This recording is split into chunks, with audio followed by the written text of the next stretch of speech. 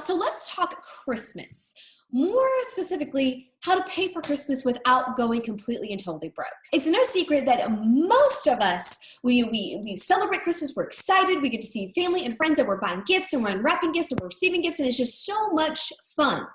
And then comes January, and then we're stuck with humongous bills that we're wondering, how are we going to pay this back?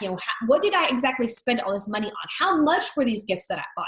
We're just scrambling because we don't know how we're going to pay all of this back. We end up starting the brand new year completely and totally broke. If you've been following me for a long time, you know that I am a huge fan of becoming debt-free. This Christmas will be our 4th debt-free Christmas, which means we don't use credit cards. Again, if you're new here, we haven't had a single credit card since 2013. So we don't shop for Christmas with credit cards. We plan for Christmas all year long. We have a separate savings account set up where we just auto draft a certain amount every single week to the Christmas fund. So come Christmas, we have cash to pay. And it's easy. We don't have to try to figure out what our Christmas budget is because, well, it's whatever is sitting in that checking account. So if it's only $5, well, all we have is $5. If it's $500, then that's how much we have to spend. And when I say Christmas budget, I mean everything for Christmas, which includes Christmas Day dinner, gifts, gift wrapping supplies, travel, decorations, anything and everything that we're going to do for Christmas, including charitable giving, is included within that Christmas budget. So for me, this makes it easy because, like I said, it's whatever amount is sitting in that account. So if we've saved $500 or $600 or more than that or less than that, that's how much we have to spend. So then we can go through and actually plan how we're going to spend that money. We can plan, okay, we're going to set aside X amount for gifts, and then we can break it down by how much each person's going to get that's on our list. We can break it down how much we're going to spend on food, how much we're going to spend on travel if we're traveling, how much we're going to spend on any decorations if we need to buy them, and so on and so forth. It actually makes it easier.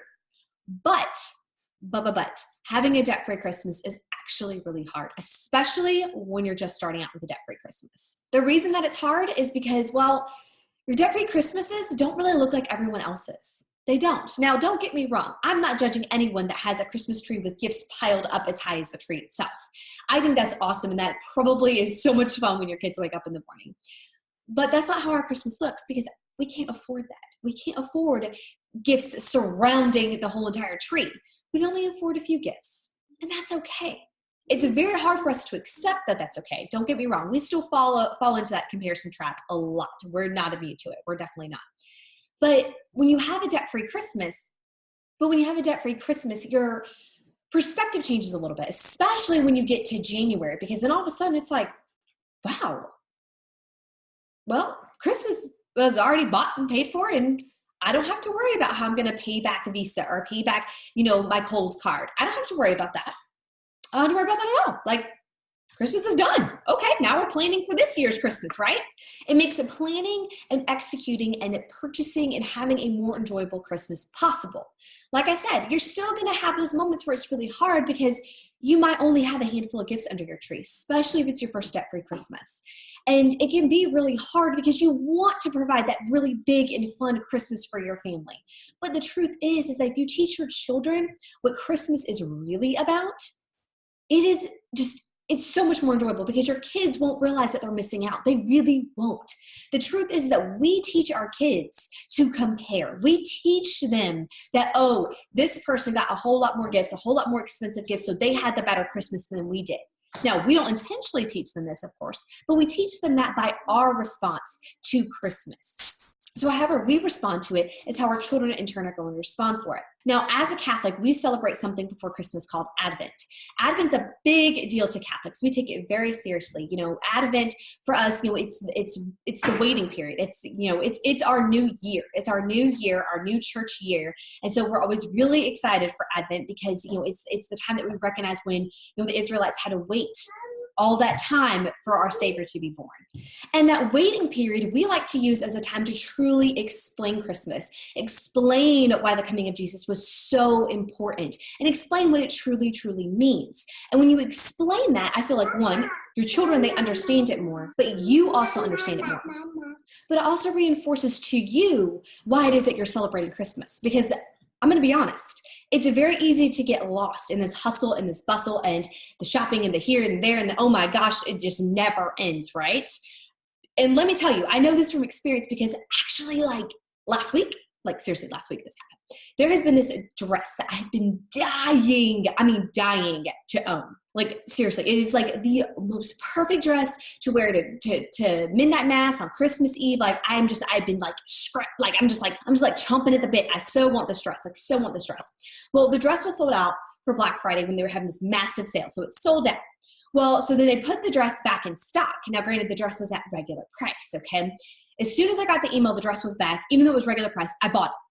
I didn't even think about it. I just bought it. Straight up just bought it.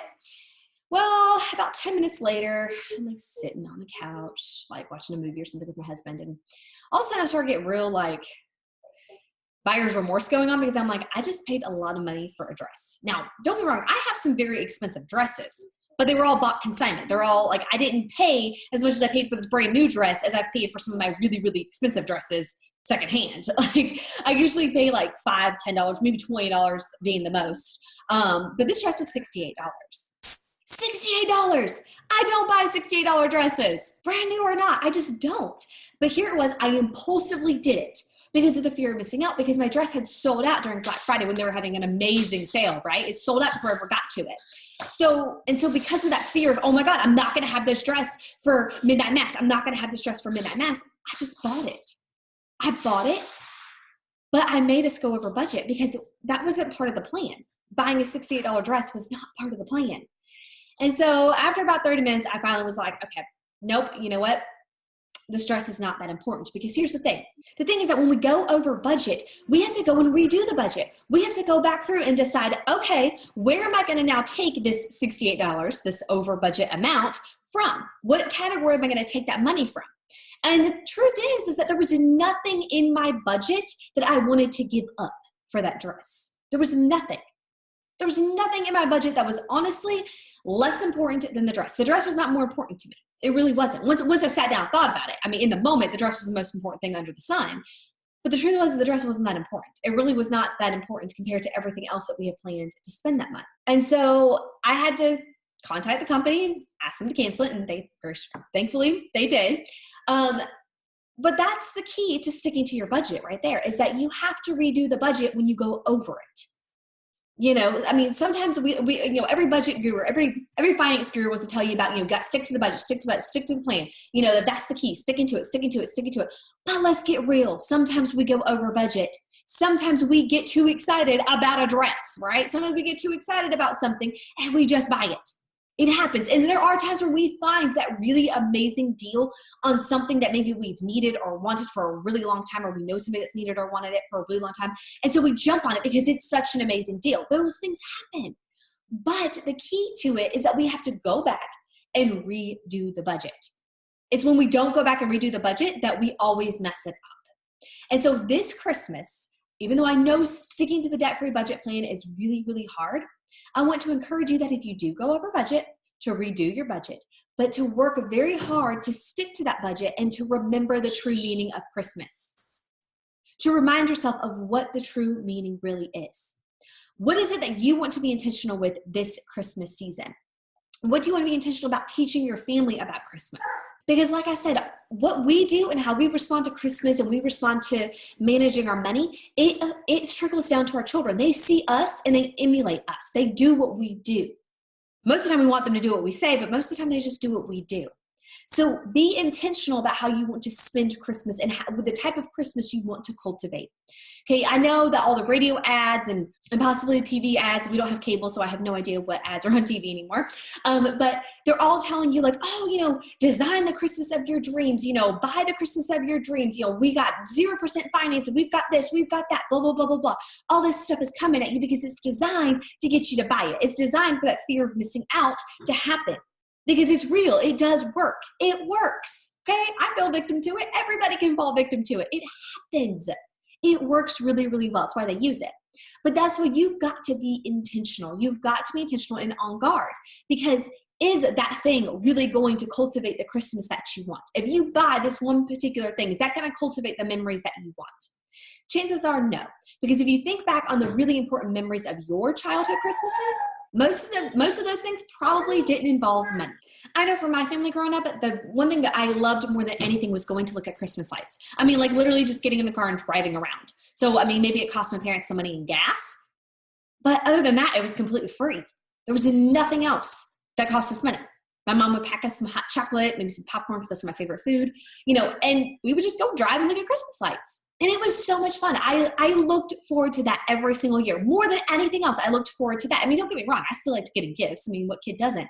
But the truth is that I really looked forward to that. And so when I first think about what makes Christmas special to me, that's the first thing I think about. It's always Christmas lights. That's the first thing that pops into my head. That does, before receiving a whole bunch of Christmas gifts. That means more to me than anything else. So ask yourself, what made Christmas really special to you? And go with that. Go with that. Think about that and think about those memories that you want to cultivate with your family. Be intentional about Christmas. Be intentional about celebrating what it really means for Christmas. So I hope this helps you have an amazing debt-free Christmas, and I wish you a very Merry Christmas and a very Happy New Year.